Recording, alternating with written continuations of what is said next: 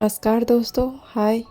मैं हूँ अंशु झा और आप मेरे साथ सुन रहे हैं मेरी ही लिखी हुई कहानियाँ। और आज मैं आप लोगों को सुनाने वाली हूँ अनकही चाहत पार्ट 22। निधि जब धीरज को धोती पहना रही थी तभी बाहर से कोई दरवाज़ा खटखटाता है। धीरज निधि को चुप रहने का इशारा करता है। कौन है? भाई मैं हूँ। कब से दादी आपको नीचे बुला रही है। अब जल्दी से नीचे आ जाइए। पूजा की सारी तैयारी हो गई है। और हाँ, भाभी ने बोला है भैया किसी काम से बाहर गए हुए हैं, इसलिए आप किसी और से हेल्प ले लो। अनीसा बाहर से ही अपनी बात कहती है। ठीक है, तुम नीचे जाओ, मैं रेडी होकर नीचे आता हूँ। ठीक है भाई, आप जल्दी से आ जाइए। देखिए, हो गया। निधि उसे अच्छी तरह से धोती पहना कर बोलती है। खुद को शीशे में देखता है और वो फिर से नीचे जाने लग जाता है। फिर अचानक रुककर पीछे मुड़ता है। तुम पूजा में नहीं आ रही हो? नहीं, हम क्या करेंगे जाकर। हम यहाँ पर अपने काम के लिए आए हैं, पूजा के लिए थोड़ी ना आए हैं। ठीक है, फिर भी मैं तुम्हें कह रहा हूँ, चलो नीचे। लेकिन चलो। धीरज इस तरह से बोलता है, निधि मना ही नहीं कर पाती है। ठीक है, आप चलिए, हम अभी आते हैं। धीरज नीचे चला जाता है। कैसे खड़ूस इंसान है, एक बार भी धोती पहनाने के लिए शुक्रिया नहीं कहा और ऑर्डर देकर चले गए नीचे जाने के लिए। चलो कोई बात नहीं, पूजा में बैठना धर्म का काम होता है, नीचे जाएंगे तो अच्छा लगेगा। निधि यही सब सोचते हुए नीचे चली जाती है। पूजा वाले रूम सामने हॉल में हवन कुंड बनाया गया था। सब उसके चारों तरफ बैठे हुए थे और पंडित जी हवन कुंड में लकड़ी डाल रहे थे। धीरज भी धोती संभालते हुए नीचे आ जाता है और जाकर पूजा वाली जगह पर बैठ जाता है। निधि उसके पीछे तरफ होकर बैठ जाती है। पंडित जी पूजा कराना चालू कर देते हैं। थोड़ी देर में पूजा का समापन हो जाता है और हवन शुरू हो जाता है। सबसे पहले मिस्टर और मिसेस सिंह बैठकर आहुति देते हैं। हवन की गर्मी से मिसेस सिंह का मेकअप पसीने से पिघल रहा था। क्या फ़ायदा इतना मेकअप करवाकर, जब हवन के सामने ही बैठना था। लेकिन कुछ बोल भी नहीं सकते हैं, फिर सब बोलने लग जाएंगे। फिर धीरज के बड़े मम्मी बड़े पापा सब बैठकर आहुति देते हैं। भैया भाभी सब आते हैं। पंडित जी धीरज को बोलते हैं आहुति डालने के लिए, लेकिन धीरज गलत तरीके से हवन में आहुति डालने लगता है। हवन में आहुति हमेशा 2 उंगली को पकड़कर और 2 उंगली को छोड़कर डालते थे, लेकिन धीरज सारी उंगली को इकट्ठा करके आहुति डाल रहा था। पंडित जी आंख बंद करके मंत्र का जाप कर रहे थे, इसलिए वो धीरज को नहीं देख पा रहे थे कि वो किस तरह से आहुति डाल रहा है। जब निधि देखती है तो उसे बर्दाश्त नहीं होती है, तो वो उसे इशारे में सही डालने के लिए कहती है, लेकिन धीरज उसे इग्नोर कर देता है। निधि पूजा को खंडित होते हुए नहीं देख पाती है। वो उठकर उसका हाथ पकड़कर 2 उंगली को मोड़कर और 2 उंगली को खोलकर हवन में आहुति डलवाने लग जाती है। इस तरह से डालते हैं। आपको समझ नहीं आ रहा है हम कह रहे हैं? अति उत्तम, आप दोनों बहुत अच्छे से हवन में आहुति डाल रहे हैं। आप दोनों के सारे काल कष्ट दूर हो जाएंगे। पंडित जी धीरज और निधि को साथ में आहुति डालते हुए देखकर बोलते हैं। सब पंडित जी की बात सुनकर अपनी आंखें खोलते हैं, क्योंकि धुएं की वजह से सबकी आंखें बंद हो गए थे। जब वो सामने का नज़ारा देखते हैं तो आश्चर्य हो जाते हैं। मिसेस सिंह गुस्से से उठती है और निधि का हाथ पकड़कर पीछे खींचती है। तुम्हारी हिम्मत कैसे हुई मेरे बेटे को छूने की? नहीं, वो गलत तरीके से आहुति डाल रहे थे तो हमने वो कुछ भी कर रहा था, तुम्हें उसे छूना नहीं चाहिए था। तुम्हें अपनी औकात नहीं भूलनी चाहिए थी। विभा, ये क्या तरीका है बात करने का? और वो सिर्फ धीरज को सही से काम करने के लिए कह रही थी, कुछ गलत थोड़ी ना कर रही थी। हाँ मॉम, आपको इस बात के लिए इतना ड्रामा क्रिएट नहीं करना चाहिए था। मिस्टर सिंह के साथ साथ धीरज भी बोलता है, वो बस मेरी हेल्प कर रही थी। तो आप सब इस लड़की के लिए मुझसे जवान लड़ा रहे हैं? विभा, ये क्या बोल रही हो तुम? आप दोनों बाप बेटे को हम ही हमेशा खराब लगते हैं ना? आपके लिए बाहर वाले अपने हो जाते हैं और हम पराए। विभा जी गुस्से में बोलती है, मोम प्लीज़, आप इतना ओवर रिएक्ट मत करो। पंडित जी, पूजा हो गया? हाँ बेटा, बस आरती बाकी है। ठीक है, फिर जल्दी से आरती करवा दीजिए। नहीं धीरज, उठो। क्या हुआ मोम? पहले तुम नहाओगे तभी आरती करोगे। What nonsense? कोई नॉनसेंस नहीं। इस लड़की ने तुम्हें छुआ है तो इसने आपका भी तो मेकअप किया है, तो आपको भी टच किया होगा ना। तो क्या आप अपना मेकअप नहा लेती है कराने के बाद?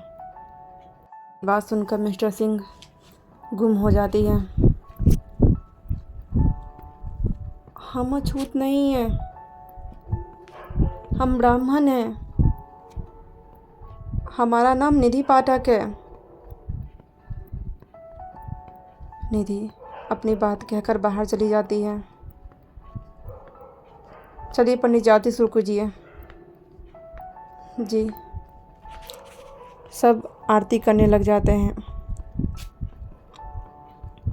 पूजा संपन्न हो जाता है। निधि बाहर जाकर गार्डन में बैठ जाती है और पौधों को देखने लग जाती है। सारे पौधे मुरझाए हुए थे। शाम का समय था। दिन भर धूप लगने की वजह से सभी मुरझाए हुए थे। हमारी ज़िंदगी भी इनकी तरह मुरझा गई है। वो उठकर सारे पौधों में पानी डालने लग जाती है। फिर से सारे पौधे खिल उठ जाते हैं। पता नहीं हमारे जीवन में खुशियों का पानी कब बरसेगा। निधि यही सब सोचती हुई बाहर ही बैठी रहती है। जा भी नहीं सकती थी क्योंकि उसे रात का मेकअप करना था। अगर वो बिना मेकअप करके चली जाती तो फिर उसे पार्लर वाले अलग सुनाती। रात को उसे हरि प्रसाद बुलाने आता है। चलिए मैडम, आपको बड़ी मालकिन बुला रही है। ठीक है, चलिए हम आते हैं। वो अंदर जाती है। हॉल का नक्शा चेंज हो गया था। पूरा पार्टी का डेकोरेशन हो गया था, बस मेहमान आने बाकी थे। आपको मैडम ने कहा है ऊपर आने के लिए। ठीक है भैया, आप हमें उनका कमरा दिखा दीजिए। चलिए। हरि प्रसाद उसे लेकर ऊपर जाता है। विभा जी को उसे देखकर गुस्सा तो बहुत आता है, लेकिन अभी उन्हें तैयार होना था, इसलिए वो कुछ नहीं बोलती है और चुपचाप बैठ जाती है। आप साड़ी चेंज कर लीजिए, निधि कहती है तो विभा जी लाल रंग की साड़ी पहन कर आती है। निधि अपना काम परफेक्शनिस्ट से करती है अब तुम काम करो, घर में जाकर सबका मेकअप कर दो। Okay ma'am. वो अनीसा के कमरे में जाती है। हमेशा की तरह अनीसा मना कर देती है। वो पूजा भाभी के कमरे में जाती है। पूजा भाभी उससे जूड़ा बनवाती है और तैयार होती है। देखिए भाभी कैसी लग रही हैं आप। पूजा भाभी खुद को शीशे में देखती है। अरे यार, मैं तो बहुत अच्छी लग रही हूँ। ठीक है चलो मैं जाती हूँ। लेकिन एक मिनट, तुम क्या इन्हीं कपड़ों में पार्टी में जाने वाली हो? भाभी हम क्यों जाएंगे पार्टी में? अरे आज हमारे देवर जी का बर्थडे है और तुम यहाँ कमरे में बैठी रहोगी? चलो हमारे साथ। नहीं मैम, मुझे थोड़ी देर बाद घर निकलना है। अरे तो थोड़ी देर बाद जाओगी ना, चलो थोड़ी देर एंजॉय कर लो। रुको पहले। पूजा भाभी अपने कपड़ में से एक नेवी ब्लू कलर का नेट की साड़ी निकाल कर देती है। ये पहनो तुम, ये तुम पर अच्छा लगेगा। लेकिन भाभी हम कैसे पहन सकते हैं इसे? जैसे साड़ी पहनते, जैसे मैंने पहना है। जल्दी से साड़ी पहन के रेडी होकर मेरे साथ नीचे चलो। नहीं भाभी, हम ये नहीं पहन सकते हैं। क्यों नहीं पहनोगी? चलो। वो निधि को खींचकर बाथरूम में ले जाकर धकेल देती है। जल्दी से चेंज करके बाहर आओ। निधि की एक आदत थी, वो बड़ों को किसी चीज़ के लिए कभी मना नहीं कर पाती थी। वो पूजा भाभी को नाराज़ नहीं कर सकती थी, इसलिए वो चेंज करके बाहर आ जाती है। निधि के ऊपर वो ब्लू साड़ी बहुत अच्छी लग रही थी। स्लीवलेस उसका ब्लाउज था, तो निधि अनकंफर्टेबल हो रही थी। भाभी, हम ऐसे कपड़े नहीं पहनते हैं। आपको साड़ी ही पहनाना है तो हमें कोई दूसरा सा ब्लाउज़ दे दीजिए ना। सॉरी निधि, लेकिन मेरे पास कोई दूसरा ब्लाउज़ नहीं है। इस कलर का मेरे पास यही ब्लाउज़ है। पहन लो ना, बहुत अच्छी लग रही है। एक काम करो, बाल खोल लो, सब सही हो जाएगा। वो अपने ब्लाउज़ के लंबे गले से परेशान थी। ठीक है भाभी, लेकिन इसका बाजू? अरे कोई नहीं, आजकल इतना फैशन चलता है। ठीक है, आप लोग जाइए ना, मैं आ जाऊंगी। नहीं, मुझे पता है तुम यहीं पर बैठी रहोगी। चलो रुको, एक सेकंड रुको। बस दूसरों का मेकअप करती हो, कभी खुद भी कुछ लगाया करो। पूजा भाभी ड्रेसिंग टेबल पर लिपस्टिक उठाते हुए उसके होठों पर लिपस्टिक लगा देती हैं। भाभी हम ये सब नहीं करते हैं। अरे तो करो, अब नहीं करोगी तो कब करोगी? यही तो उम्र है करने का। चलो। पूजा भाभी उसे खींचते हुए नीचे लेकर आती हैं।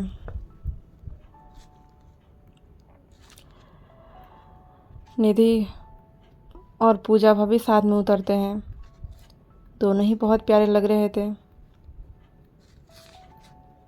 धीरज की भी नज़र इधर उधर देखते हुए निधि पर चली जाती है। उसे देखते ही एकदम से सब कुछ थम जाता है। वो एकटक उसे देखे जा रहा था। सब लोग उन्हीं दोनों को देख रहे थे, और कोई और भी था जो निधि को बड़े प्यार से देख रहा था। वो कोई और नहीं, सारांश चक्रवर्ती था। मिसेस सिंह जब निधि को ऐसे सजे धजे देखती है तो उनका पारा फिर से हाई हो जाता है। ये पार्लर वाली इतना सज धज कर क्यों घूम रही है?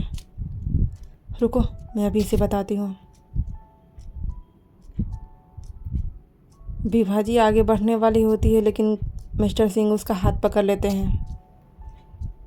विभा, तुम पूजा के टाइम पर ऑलरेडी बहुत तमाशा कर चुकी हो, और अब मत करो प्लीज़।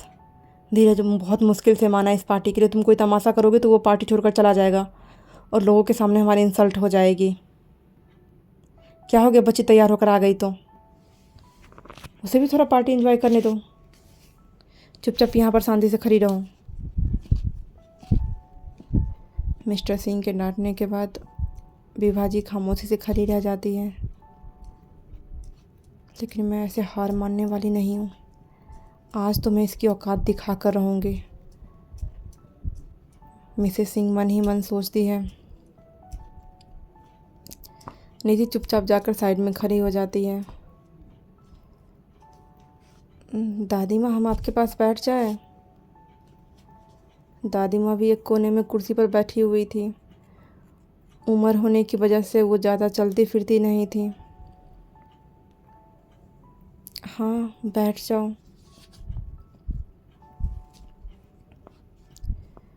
हमने तो जिनका बर्थडे उनको तो बर्थडे विश ही नहीं किया। निधि मन ही मन सोचती है। बर्थडे विश कर दे क्या? नहीं नहीं, क्या सोचेंगे? ज़्यादा मेलजोल बढ़ाने की ज़रूरत नहीं है। अरे लेकिन जन्मदिन की मुबारकबाद तो सबको देते हैं ना। एक काम करेंगे, अभी तो लोग हैं यहाँ पर, जब वो अकेले में रहेंगे तब हम उन्हें मुबारकबाद दे देंगे।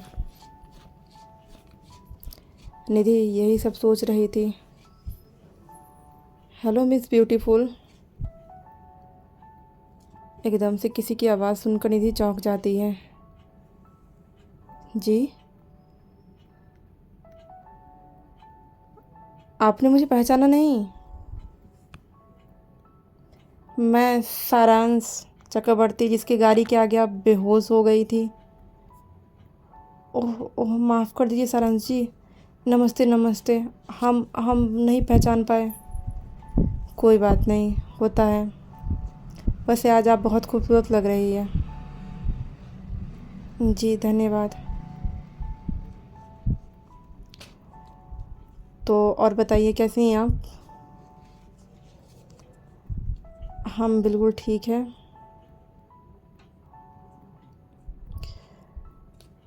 निधि तो खामोश रहती थी, सारांश में खामोश हो जाता है। उसे निधि से बात करने का मन था, लेकिन क्या बात करे समझ नहीं आता है।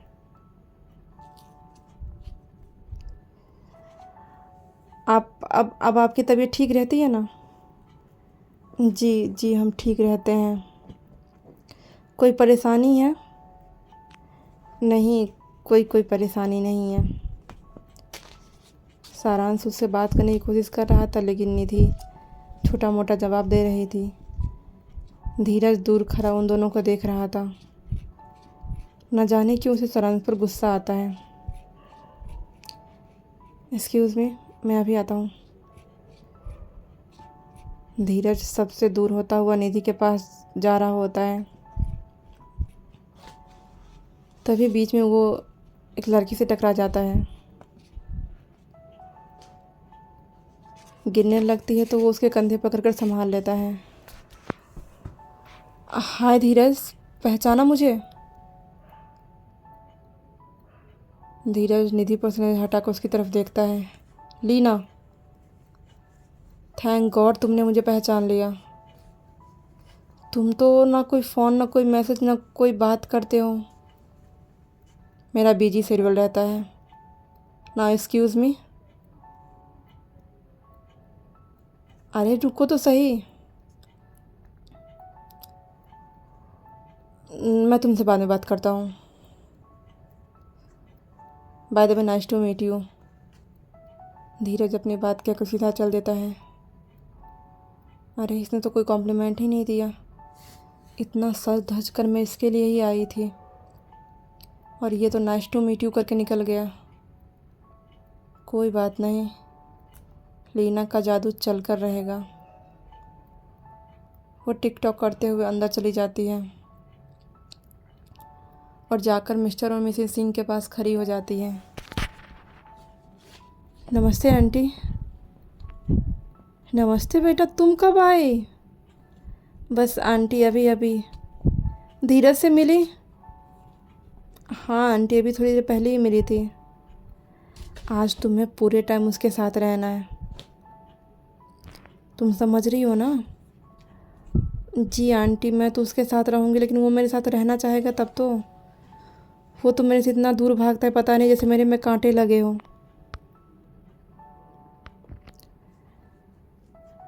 धीरज लीना से बात करके आगे बढ़ता है, लेकिन सामने सारांश और निधि दोनों गायब थे। ये दोनों कहाँ गए? अभी तो यहीं पर थे। फिर वो चारों तरफ नज़र घुमाकर देखता है।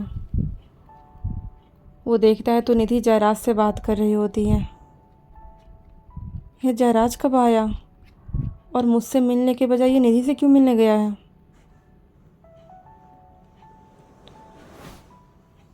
वो जाकर निधि के पास खड़ा हो जाता है। सर आप? Jayraj, come with me. Happy birthday sir.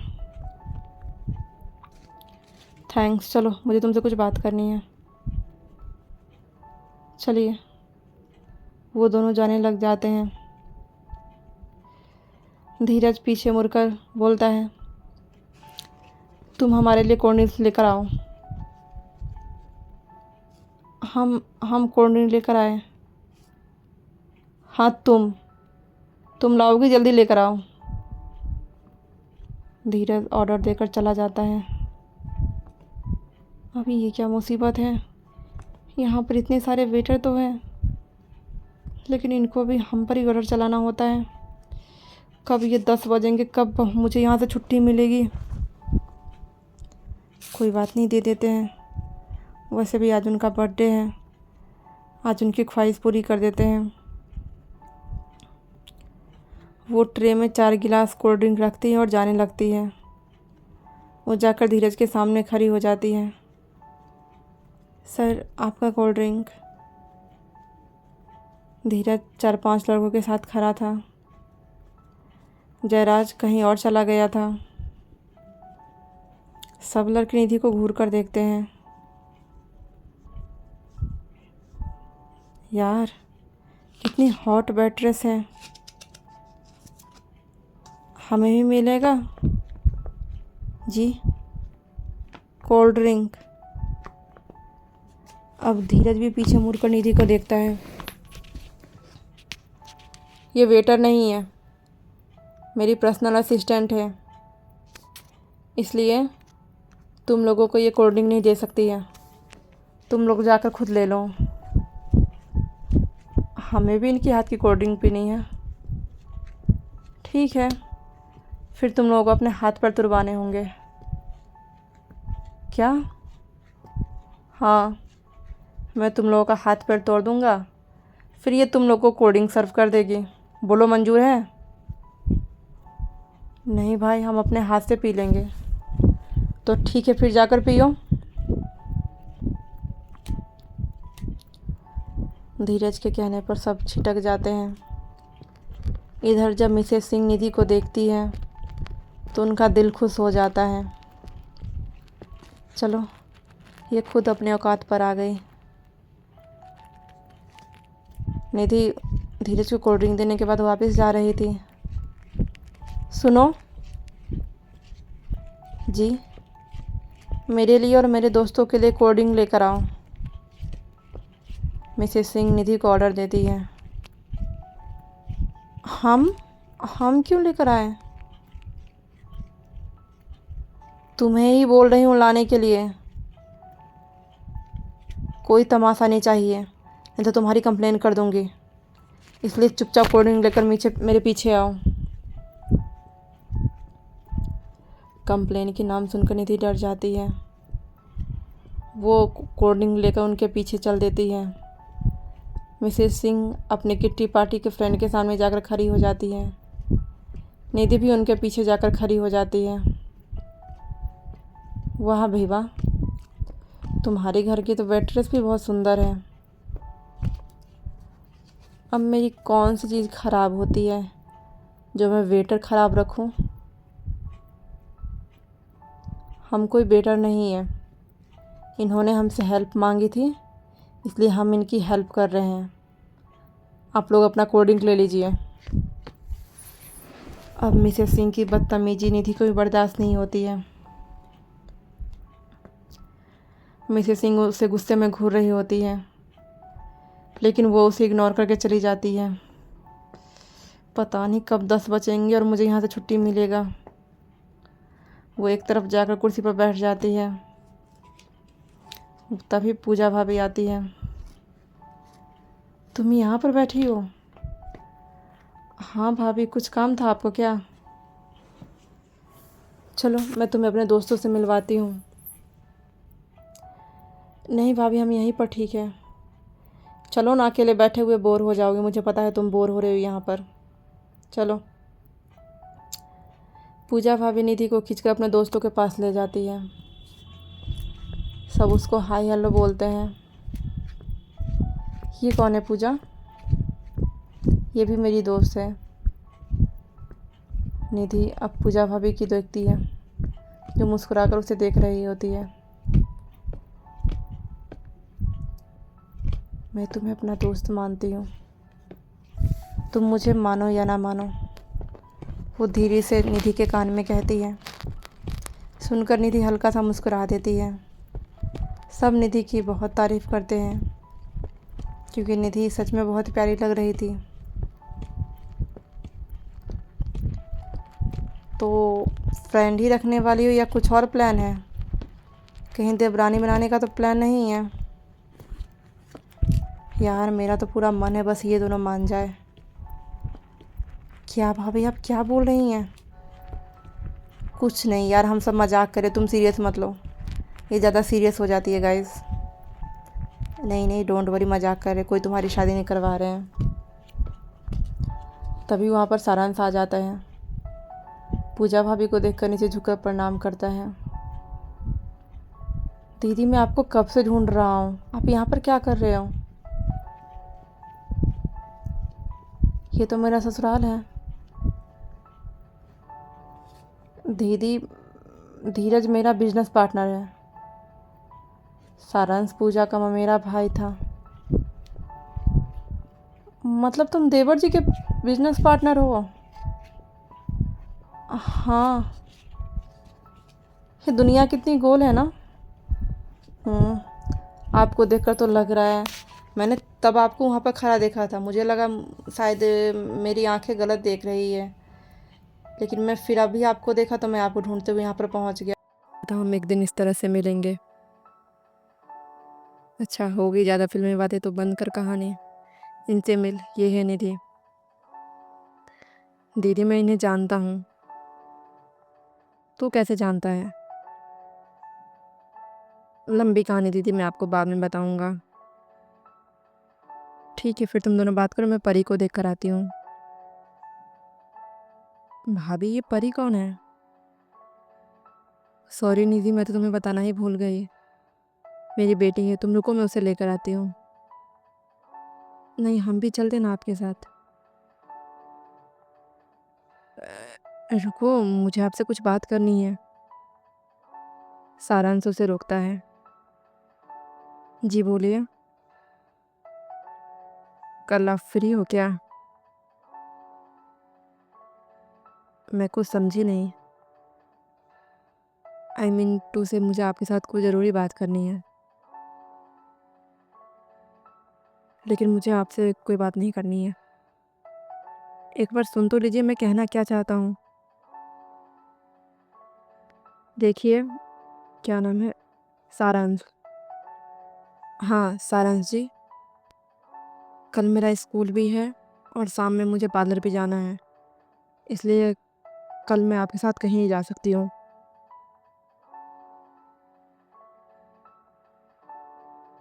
ठीक है, जैसी आपकी मर्ज़ी, लेकिन अभी तो आप मेरे साथ टाइम बिता सकती हैं ना।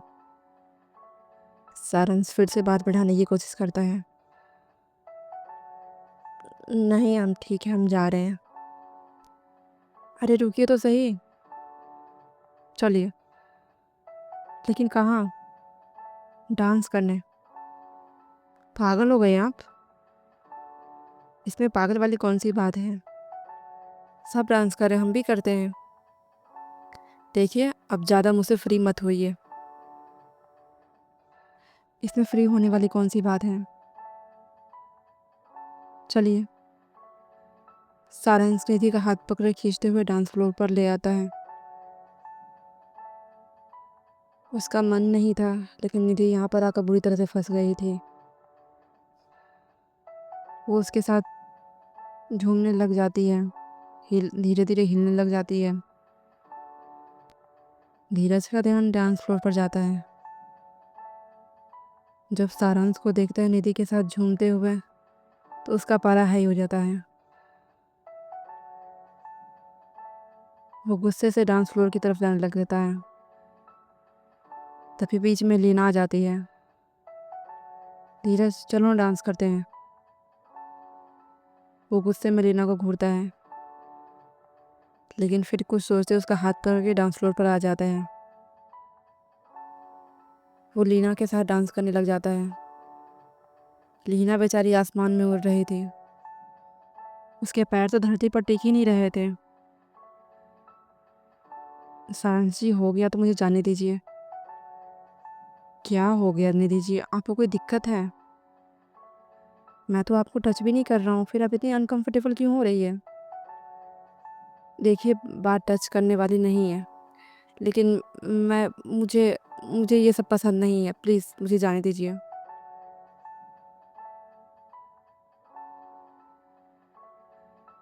निधि उतरने लग जाती है, लेकिन धीरज उसका हाथ पकड़ लेता है।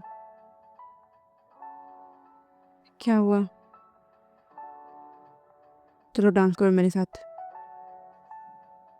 लेकिन हमें डांस नहीं आता है। क्यों? क्यों नहीं आता है? अभी तो तुम उसके साथ हिल रही थी। नहीं, हम वो तो ज़बरदस्ती, हमें डांस नहीं आता है, हमें जाने दीजिए। उसके साथ तुम कर सकती हो, मेरे साथ तुम्हें प्रॉब्लम है? देखिए,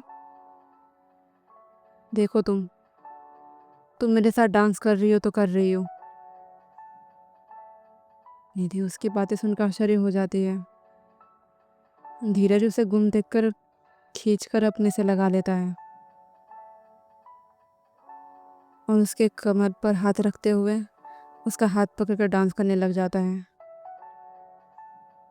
सब दोनों को ही देख रहे थे।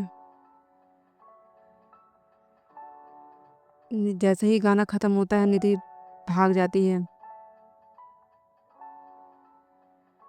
और इस जल्दबाजी में उसकी ब्लाउज की डोरी खुल जाती है। धीरज के घड़ी में उसकी डोरी फंस गई थी, जो खींचने से वजह से खुल जाती है। लेकिन ना निधि को पता लगता है, ना धीरज को पता लगता है।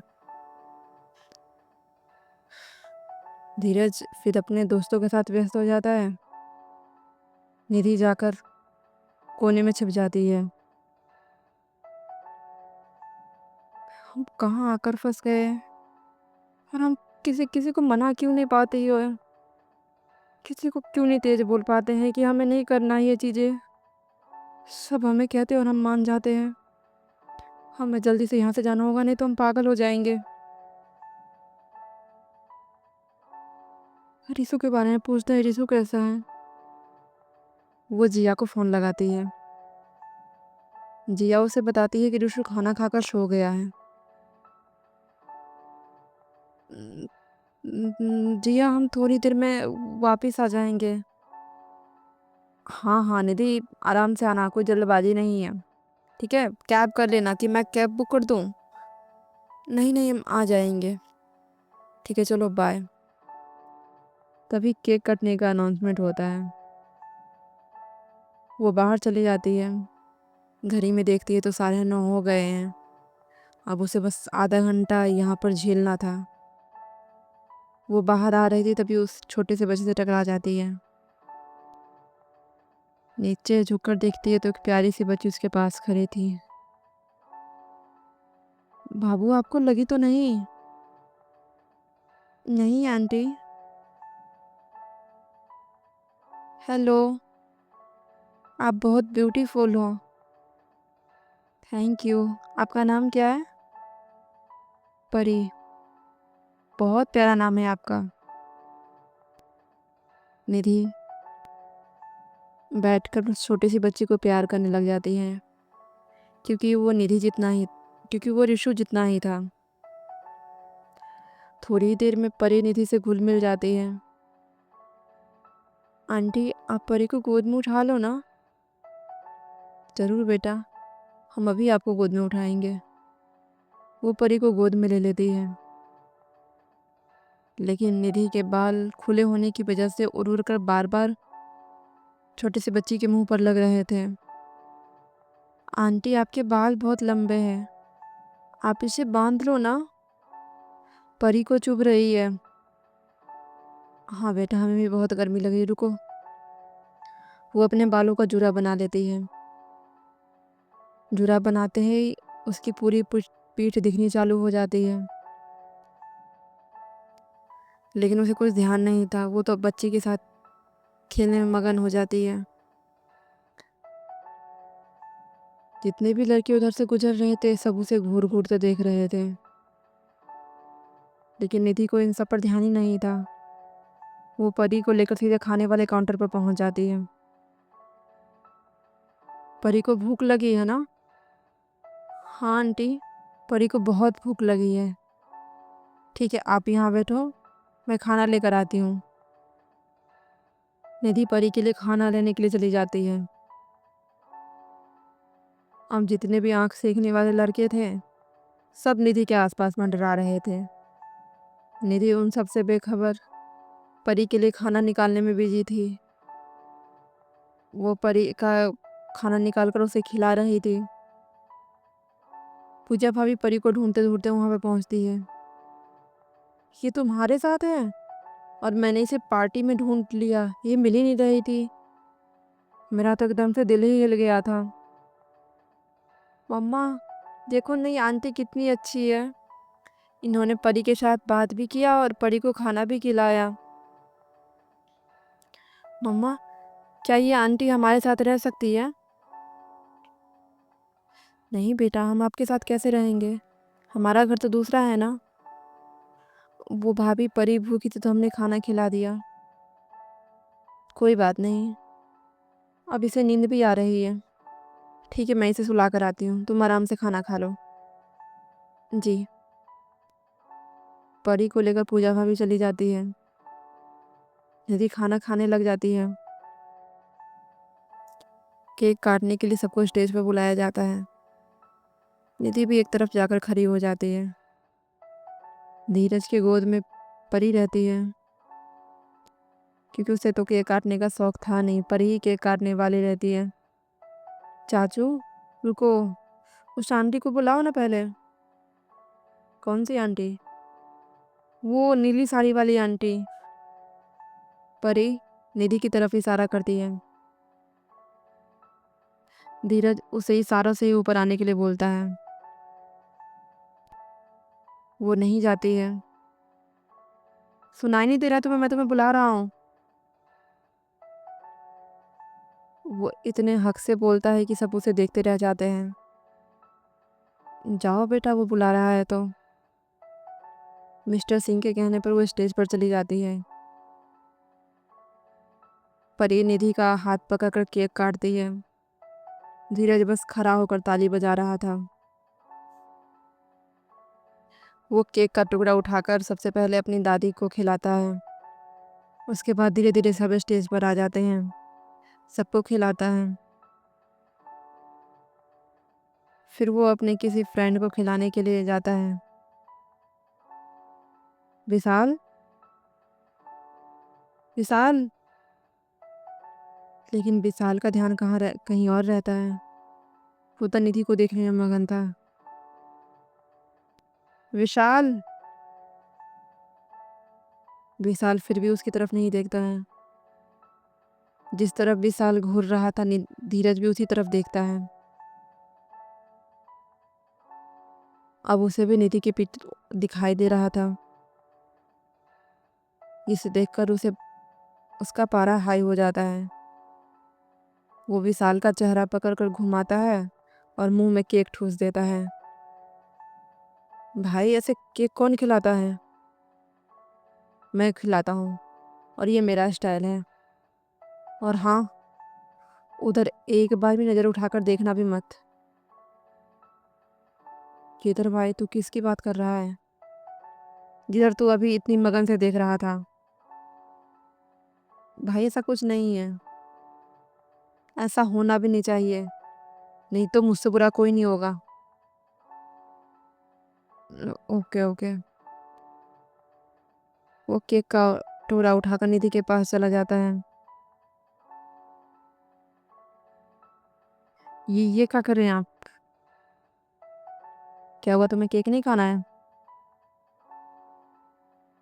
तुम्हें कोई मैनर्स नहीं है? किसी का बर्थडे विश नहीं करते हैं, और जब बर्थडे, जिसका बर्थडे अगर वो तुम्हें केक खिला रहे तो उसे वो भी नहीं खाना है?